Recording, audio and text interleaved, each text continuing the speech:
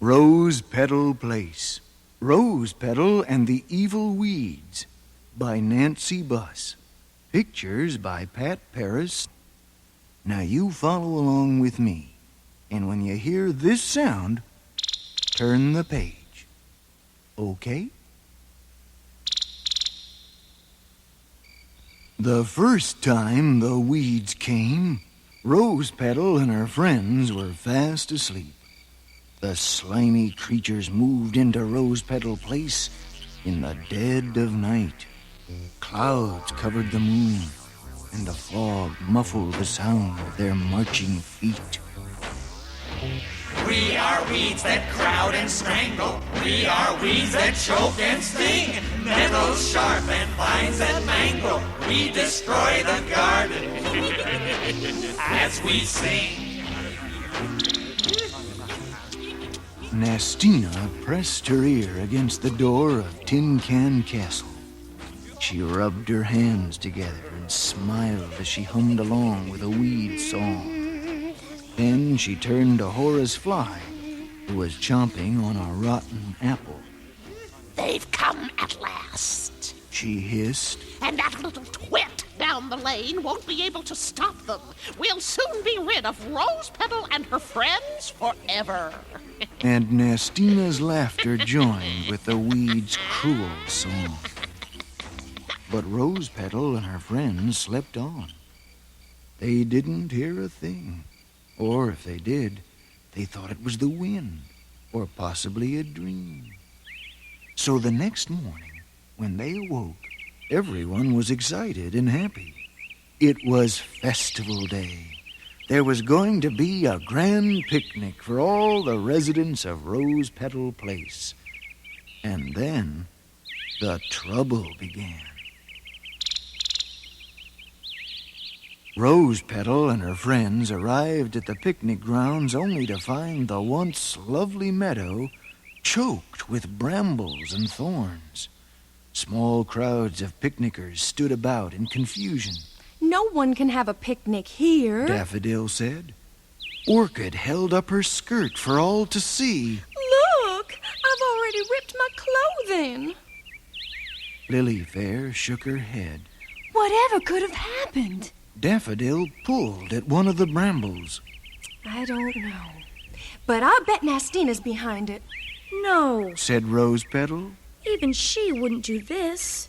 Sunny Sunflower pointed to the sky. I wouldn't count on it. Look!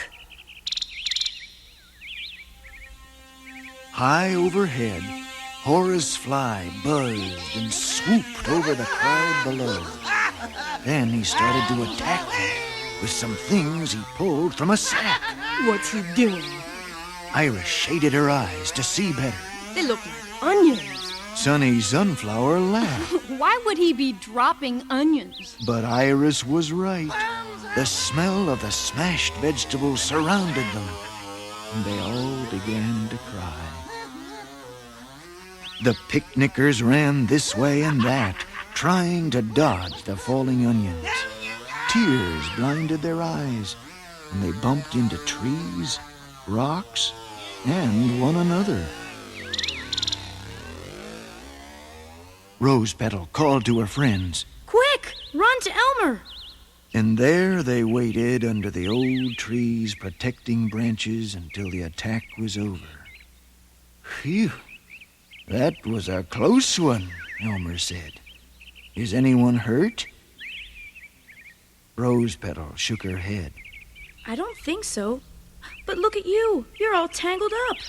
Elmer was covered from head to root with a thick, choking vine. The girls quickly pulled it off, and Elmer gave a sigh of relief. Oh, thank you. Between the onions and this vine, it was getting hard to breathe. And so the Festival Day picnic ended. Rose-Petal and her friends trudged home, their eyes teary and their sandwiches uneaten. Meanwhile, Horace Fly returned to Tin Can Castle. There he proudly gave his report.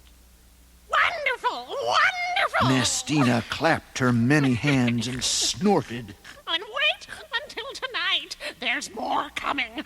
Lots more. Tonight the weeds will be everywhere. Horace looked doubtful. What makes you think that Rose-Petal won't fight back?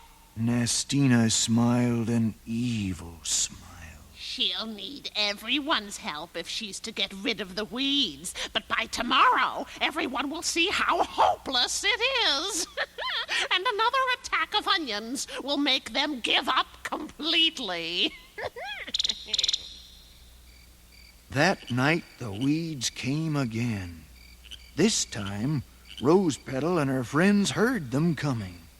They heard the slimy army as it moved down the garden paths. They heard the creepy vines entwining themselves around their chimneys and doors.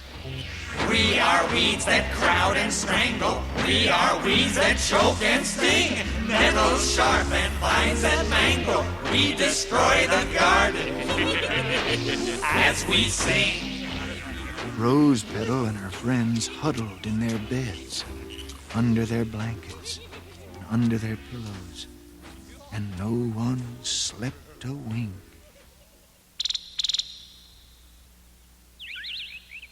The next morning, everyone struggled through weed-choked paths to Rose-Petal's cottage. They were tired and discouraged as they peered around the damage that had ruined their precious garden. And just when they thought things couldn't get worse, things did.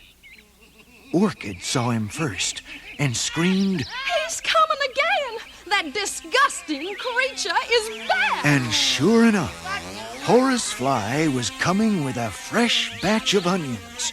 This time he aimed straight at Rose-Petal's cottage.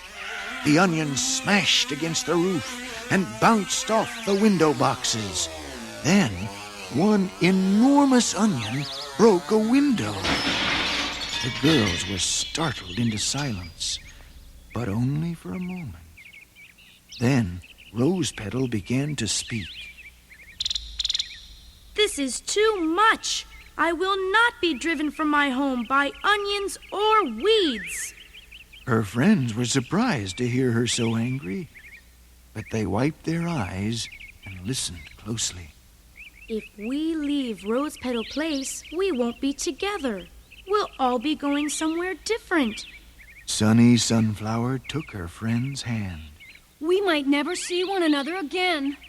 Rose-Petal gave them each a hug. I won't let that happen.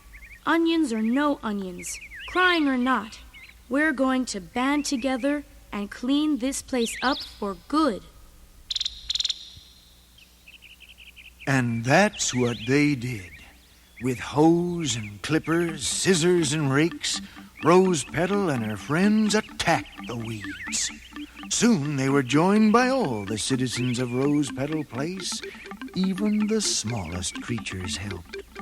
Rose-Petal began to sing a song she had written especially for the occasion. Before long, everyone joined in. Go weeds that crowd and strangle, we chop weeds that choke and sting. Nettles sharp and vines that mangle, out they go, that's what we sing. They tore at the choking vines. They ripped out the stinging nettles. They worked until the sun went down and not a single weed remained. Those that hadn't been pulled out or cut down crept away during the night. Rose-Petal Place was beautiful once more. And the onions, they were raked into pits and buried. Now the air was fresh and sweet again. Everyone's eyes were dry. And the only ones who were left to cry were Nestina and Horace Fly.